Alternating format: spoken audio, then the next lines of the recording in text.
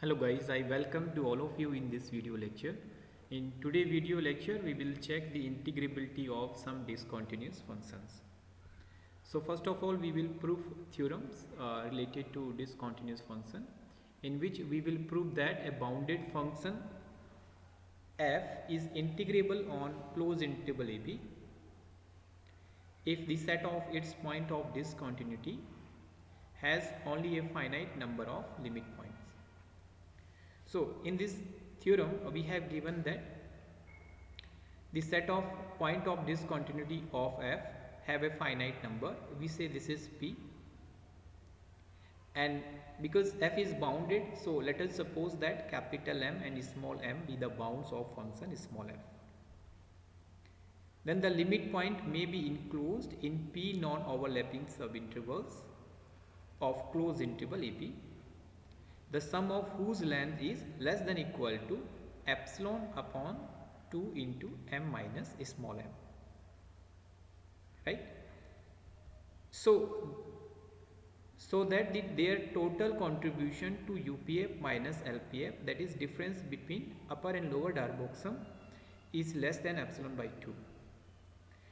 Only a finite number of point of discontinuity of function small f can be outside this subinterval, that is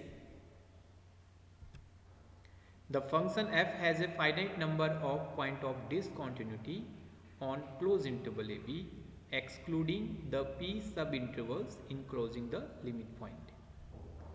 So therefore, by the previous theorem, the total contribution to UPF minus LPF from this portion of closed interval ab can be made less than epsilon by 2, right? Thus, for such a partition of closed interval ab, the UPF minus LPF will be strictly less than epsilon, and this implies that f is Riemann integrable on closed interval ab. Now, some important notes is here. In this note, we observe that the continuity of a function is a sufficient condition for Riemann integrability, but it is not a necessary condition. That means there exist some functions which are Riemann integrable but not continuous.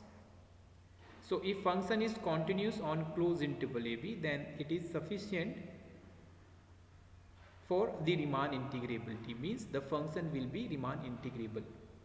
But if function is not continuous on the given interval, then we cannot say about its Riemann integrability. So there are lots of functions which are integrable also and not continuous in the given domain, right? For example, a function f defined on closed interval minus 1 to 1 as follows: fx is equal to 1 when x is not equal to 0, and it gives value 0 when x is equal to 0.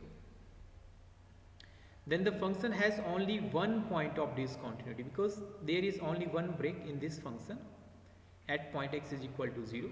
So it has only one point of discontinuity, and we know that the point of discontinuity is finite. So by theorem it will be integrable, right? Similarly, we suppose that f is again a function from minus 1 to 1 and defined as it gives value 0 when x is irrational or 0. Otherwise, it gives us value 1 upon q. That means if x is rational number of the form p upon q, where the LCM of p comma q is 1, then the value of fx will be 1 upon q. For example, f2 by 3 gives us 1 by 3 value. Similarly, f3 by 5 will give us value 1 by 5. So this is the nature of function. Then we will prove that f is integrable and the value of integrals is 0. So how we will prove it? Since f gives value 0 and 1, so that means it is bounded.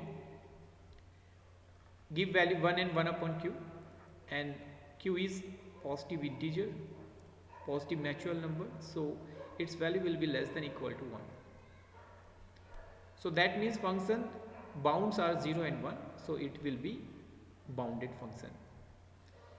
Let us suppose epsilon be a positive number.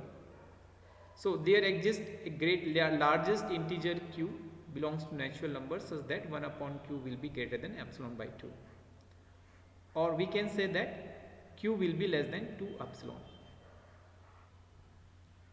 So that there are only a finite number of points p upon q for which 1 upon q will be greater than epsilon by 2. So let us call such point as exceptional point. Thus, at those rational points which are exceptional point, f has a value 1 upon q and which is greater than epsilon by 2, right? While at the other rational points, the value of f is 1 by q greater than epsilon by 2. The function is 0 at the irrational point, and also every interval contains rational as well as irrational point, right? Thus the oscillation of f in any interval which includes no exceptional point will be less than epsilon by 2. And thus the contribution of upper and lower Darboux sum difference, we can make it less than epsilon by 2. And the contribution to upper and lower Darboux sum difference to the remaining portion of closed interval 0 to 1 is evidently will be less than epsilon by 2. Hence the UPF minus LPF, it will be strictly less than epsilon, so that the function f is integrable. So the function, both the function, you can see here that both the function, the example first, the function in example first and example second, both functions are discontinuous in the given domain, even though functions are Riemann integrable. So from here we can verify that the continuity is sufficient condition but not a necessary condition.